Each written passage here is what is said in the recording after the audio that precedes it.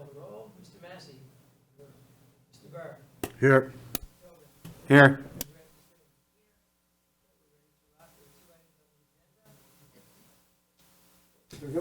Two items on the agenda. One is called Retail Goods as an Allowable Home Occupation in the City of Middletown. That's here under the auspices of the mayor and council. And then we're going to have a discussion of changing to the electrician's code, and that will be presented by the council president. Sir, you're up. So our home occupations are generally defined like many other places, and that is a business that's customarily carried on in the home. I mean, that's the beginning of our home occupations definition. That is the general definition. Then our code says some things that are generally included in that and some things that are generally not. And I think you could make a very good argument that a retail establishment is not something that's generally or customarily carried on in the home. But this would make it clear under our proposal that it is not. Okay, short and sweet. I'm going to start off with the question I asked council before the meeting. Once again, going into the realm of unintended consequences. What if I'm a Mary Kay person or an Avon person or Facebook Marketplace person, and I tell people, your stuff is ready, come to my house at 8 Standish Avenue and pick it up? And that's a good question, and I've thought about that sort of thing, and I've thought about it in the context of being the planning board attorney, zoning board attorney, and I think the more people are relying on electronic shopping, the more likely it is these kinds of things are going to become issues. And to me, it's not something that you have to define right now, you know, all sitting here or next week or whenever this is voted on, because there's so many permutations of it that I think that would be impossible. I think a lot of it is a question of degree. Are your neighbors going to notice? And again, we're talking about residential districts. This is not going to come up in commercial districts where these things are allowed. But in residential districts, if you're selling something quietly out of your home, some perfume that you advertise online, is anybody going to hear of it? Probably not. If you become a bigger business and your home all of a sudden starts to look like the neighborhood deli, but you may not be making sandwiches, you're selling this, maybe not food, you're selling jewelry, you're selling something else, and there's now cars parked outside from 9 in the morning till 9 at night. People will start to notice and say, well, wait a minute, is this really something we want in residential neighborhoods? Okay. So it really is a question of degree. I mean, is a kid selling lemonade a retail? And I think you have to go back to what is customarily thought of as a home occupation. And I think everybody would agree that a kid selling lemonade is something we've seen for decades, and nobody's going to interfere with it. But Except Smith. I'm sorry? Except you. Except me, possibly. Cuff 'em. Yes. You want to tax him. Well, I will say that I was blessed enough to witness over the weekend an educational exchange between our council president and our mayor over these issues. And I won't share with all of you the text that went back and forth, but it was very educational, to say the least. How did Would you this, like to start off the conversation, Yeah, I'd like Council to start President? off because, how did it start off? I mean, how we got an email from John saying that we need to put this in committee and we need to pass this right away. So what happened? I mean, is there an issue with somebody now? Yeah, no, not in this town, but here's what I noticed. I have seen in a couple of municipalities, a couple just in Orange County, where there have been applications to planning boards for people to sell guns out of their homes. And it got me to thinking, well, what if we had an application like that here? And I did a little bit of research, not a whole lot, but it also started me thinking more about retail goods. and the issues that have come up a couple of times in front of our planning board in terms of advertisements online and sales out of the home. And I talked to the mayor about it, and we thought it would be a good idea, if the council so chooses, to make it clear in our code that selling at retail, having a retail establishment, is not something that we consider to be customarily done out of the house, and make it clear in our code. I think an argument could be made that that would not be allowed under our code as is right today because of that word customarily. I don't think that most of these things that you could conjure up that would happen that would disturb a neighborhood would be things that you would consider to be customarily done in the home. So I think really what we're doing is making it clear that we don't think that, rather than have a fight over something 2 weeks from now, 2 months from now, 2 years from now, that somebody wants to sell something and do quite a lot of business out of their home in a residential neighborhood, and then have a discussion or an argument or even litigation over is retail allowed in our code or isn't it? I think we probably ought to give an answer now, and my suggestion would be no. But of course, it's up to you folks. Mr. President, anything else? Well, I mean, there is a lot of people, stay-at-home moms, that do crafts and all that stuff also. I mean, so if you go and buy a lot on eBay and you're selling it retail and they're picking it up at your house, I mean, unless your neighbor reports you or somebody calls code enforcement, then we're going to violate them for selling clothes or selling hats or whatever they make because of this firearms. My thing, anybody that applies to the ATF, which is a federal agency, must have, and I applied, and the background check is, they want to know when the last time you had your speeding ticket within 25 years. It's not like they can give anybody a license to sell firearms and you can go. You also forgive your Fourth Amendment right, and they can search your house anytime, any day, whatever. And there's a lot of people who are gun collectors.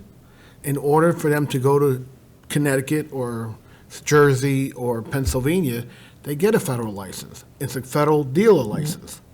So a lot of these gun collectors, they get it just so they can go out and buy and trade and sell guns and do it. When we probably have a good number of them living in our city, where anybody of us can go to them and say, can I buy a firearm off of you? And it's retail. They do your background, just like a store would do it. They go through everything, and you can go to his house or her house and buy the firearm. Well, to me, the issue is not whether or not you can get a license to do this or that or sell guns or sell anything. It's what you want in your residential neighborhoods. So if I could just interrupt, so it sounds like there's two issues here. One is traffic flow, and the other is product. Are you more concerned about traffic flow, that I'm going to see 20 cars in front of his house getting grape jelly or guns and I want to stop it? Or is the grape jelly kind of okay, but the gun thing is kind of not okay? I wouldn't call it just traffic flow. It's an issue of Well, you talked quality about of the 9 to 5 with people being parked in front of my house. quality of the neighborhood. I mean, do you want people to run stores out of the neighborhood? And most of the To time, me, it's not just it traffic. takes about almost 2 hours to purchase a firearm. I doubt that every time I bought a firearm off of these gun dealers, you're by yourself. You're sitting in his either his home office or his living room, waiting for your FBI check to come back. And then he brings out the gun and says, here you go. It's yours. Right, I'm going to go around the table. Ms. Ramkissoon, what say you? I don't really have a problem with clarifying it. I can see where this could kind of run away from us if we permitted it, because where do you start drawing the line? I mean, next thing, everybody's got a storefront in their living room, and it's complicated. And we do, the amount of people who are crafting and whatever else they're doing on Facebook, it makes it even more. But I think Alex makes a good point. But when you reach the level where you're a store, your neighbors are going to know. If you're just, I bought a mask from a lady in town who makes, she put the midi M on it, So I went to her house and picked it up, but I don't consider that a store, but I can see where it could run away from us if we're not careful. But, I mean, it's a tough line to draw. I mean, we can't really define it in the code where that line is, but the language is here to protect us if we have to. Okay, I'm going to defer to committee members first. Mr. Burr, what would you like to tell us? Well, I see like somebody selling Girl Scout cookies, Yep. which has some traffic and the neighborhood buys it from them. So I understand that aspect, but I was always told as commercial, you had to be commercial to run a commercial business. If you were in a residential area, you couldn't run a commercial business. I always thought that was our code, so. Well, which is why I said, I don't think, if you didn't change your code at all, you could make a very good argument that none of this retail business would be allowed in our zoning. Because I know a lot of times, let's say electrician who brings his truck home and uses that as his business address is out of business, Well, that is a business. So, like Alderman Rancozoon says, there's a fine line that I don't know what we should do. You see the prices of Girl Scout cookies. That's over retail price. Okay, we are straying from the topic at hand. Mr. Massey, what would you like to tell Just us? saying.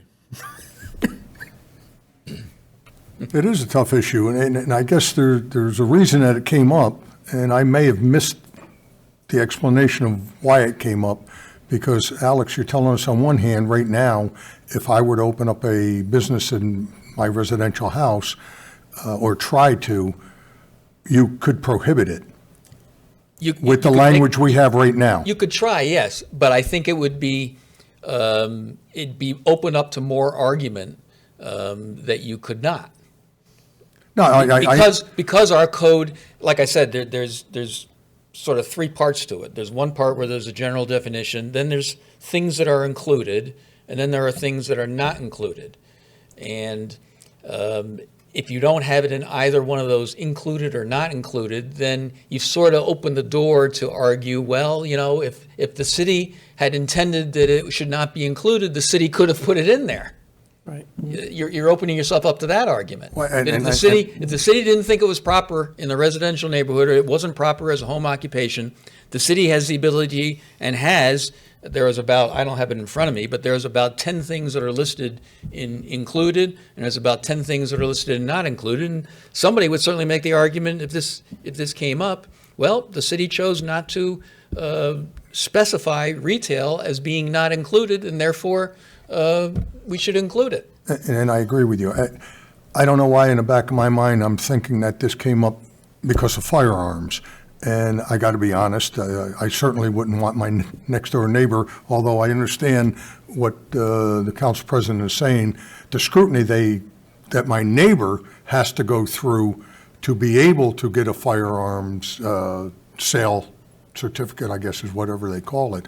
My fear would be, if he's selling guns next door to my house, he has a stockpile of guns next door to my house, and that would be more of something that would bother me rather than the sale of it.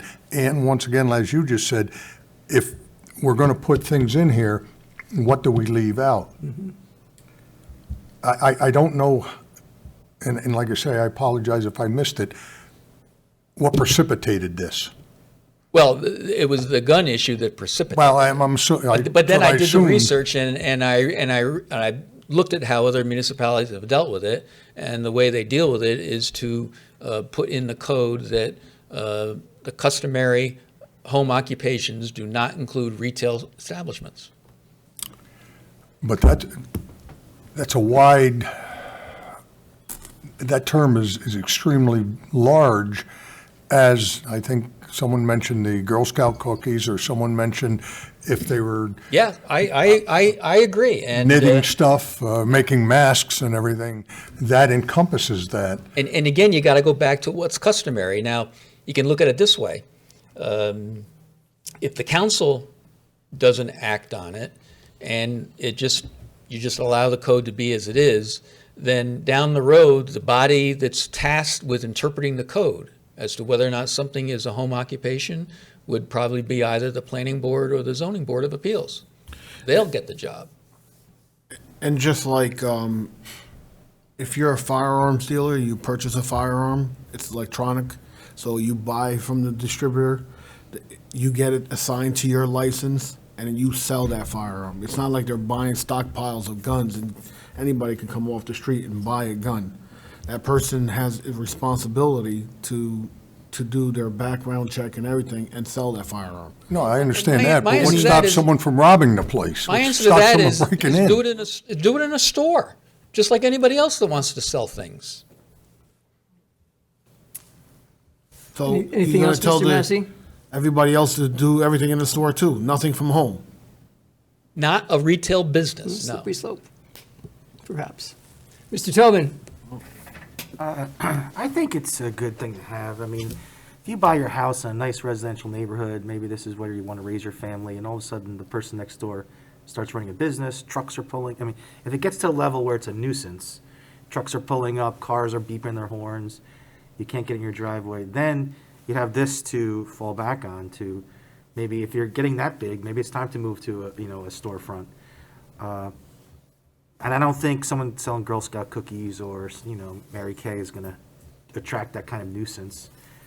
And I think what Mr. Massey said too, I mean, having that much money, if there's a lot of money involved, it could be robbed. I mean, but I think, retail places are for retail, but if you're selling LuLaRoe, I don't think that's gonna cause much of a disturbance. But if it does rise to that level, then you'd have this statute to fall back on. I just have a question, if we have time. It says day nurseries, like, is that, we have two, I know, in our ward, like for kids, is that I'm There's a sorry, state law. you're talking about something, you're talking about what's included in our not code? included? Like, I know there's a state law that says that, Shall not be interpreted to includes day nurseries. Yeah. like, if you can run a day nursery at your house according to state law, right, is it? There are certain preemptions in state law, yes.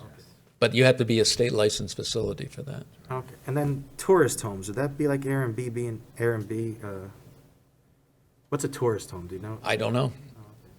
I'm just curious, that's all. I don't know. It's probably been there for decades. All right, thank you. Okay, we'll go to the rest of the council. Mr. Kleiner? Thank you. Just to be clear, so we understand the language, because there's been question about it. Section B says, as it is now.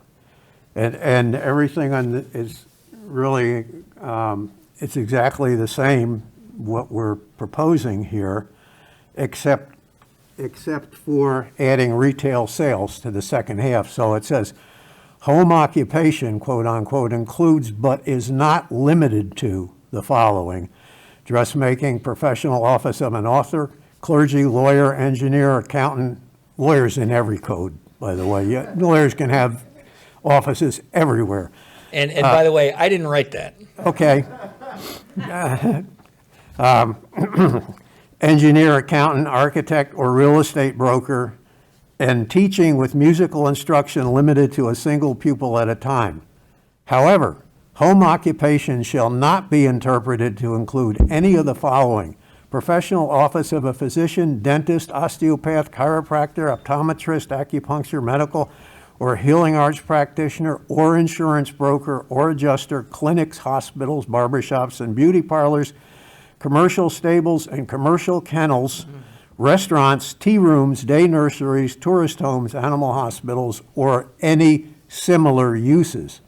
So that's, I mean, to me, or any similar uses, and the first part says it includes but is not limited to.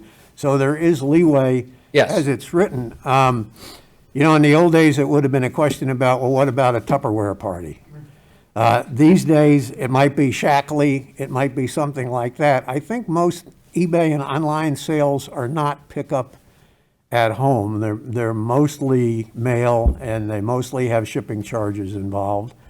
So I don't know if you added retail sales. I think people could still do, small transactions, and no one would be complaining, but it might, as Alex says, in the future, prevent someone from going overboard and really setting up a business in their home selling, which would be a storefront. So, but I just want us to be aware of the language.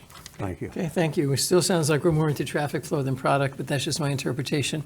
Alderman Jean-Francois. Yes, good evening. I think it's a great idea we're tackling this issue right now because with the COVID pandemic, a lot of people working from home, and I could see how that's going to escalate in the near future.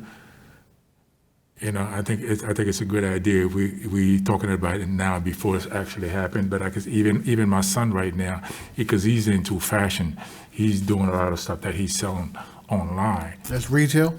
Yes, correct. We're coming over. No. What's your address? Coming over. We're gonna report you. You wouldn't find anything. Nothing is coming to the house, so everything is being done online. But it should be okay. I mean, people are doing that from home. They've done it. Always. I've seen people buy stuff on eBay and sell it. Correct.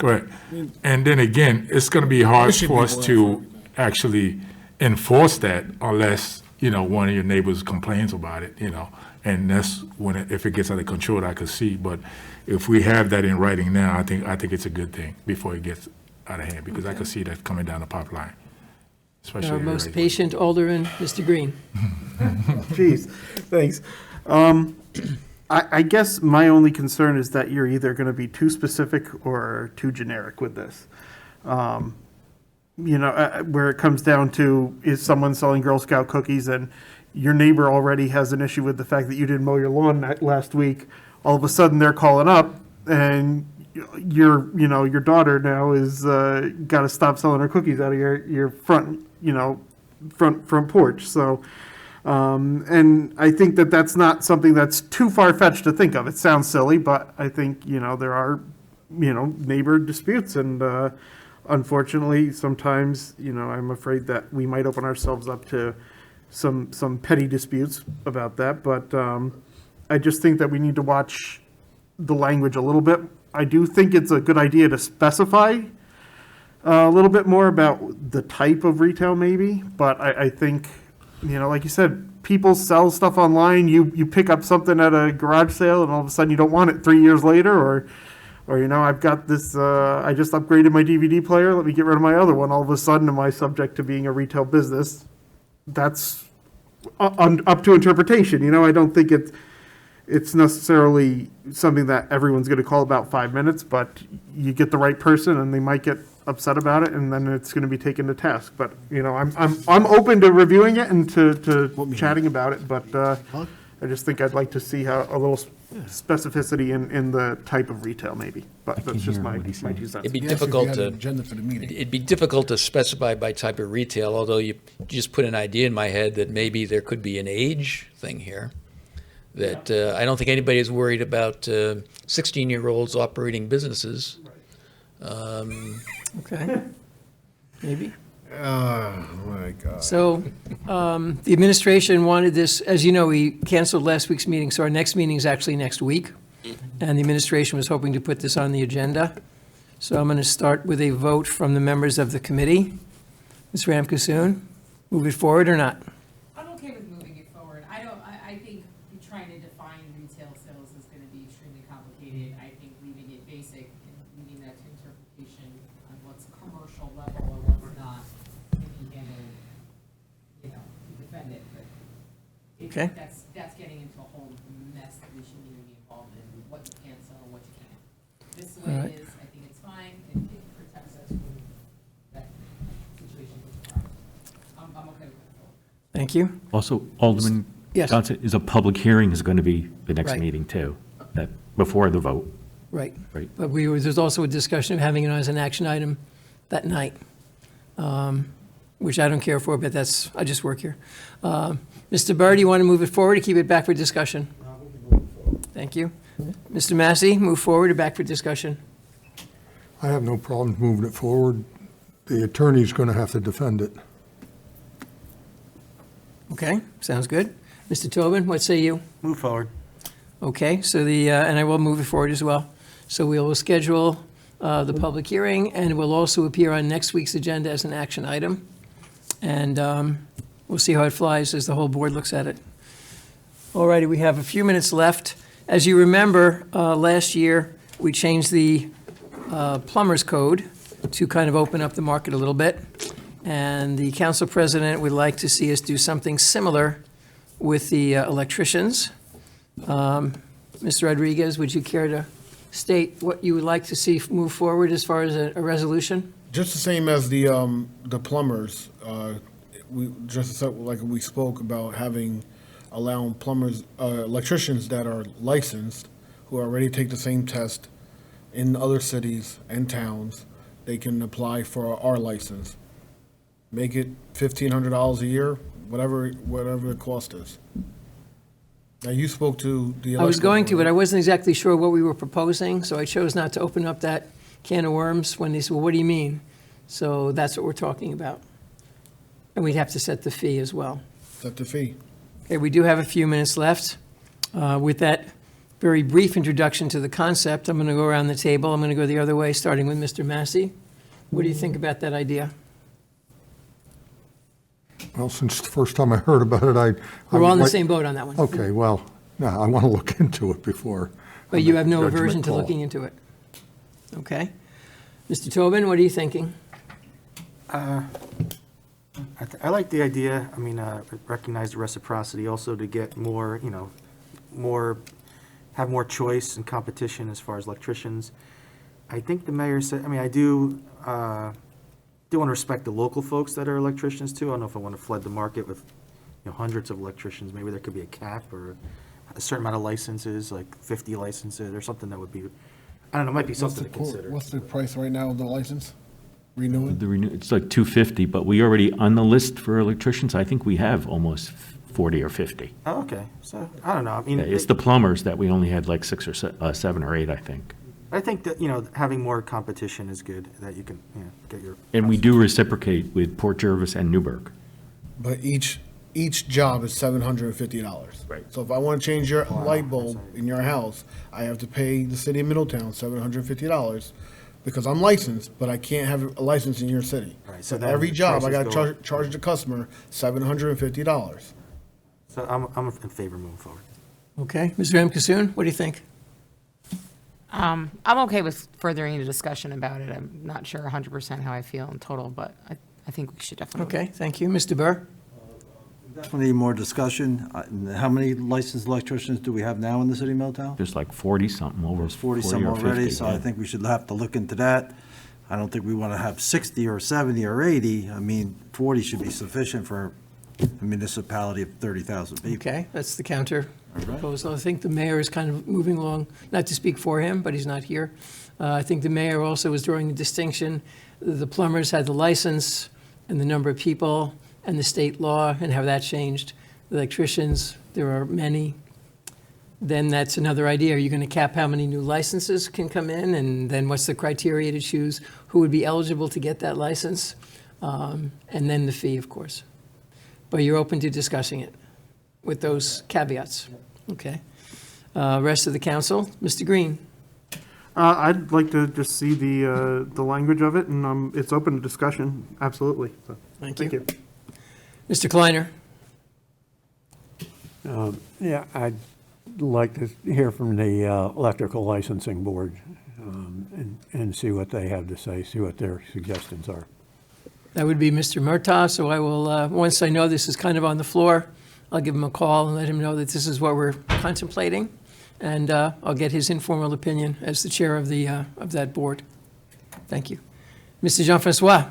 Yes, I would love to see us level the playing field for everyone else to make it easier on our residents, but definitely looking for more discussion. Okay, thank you very much. I need a motion to adjourn the committee meeting. Thank you, Ms. Ramkissoon. Need a second? Second. Thank you, Mr. Burr. All in favor? Aye.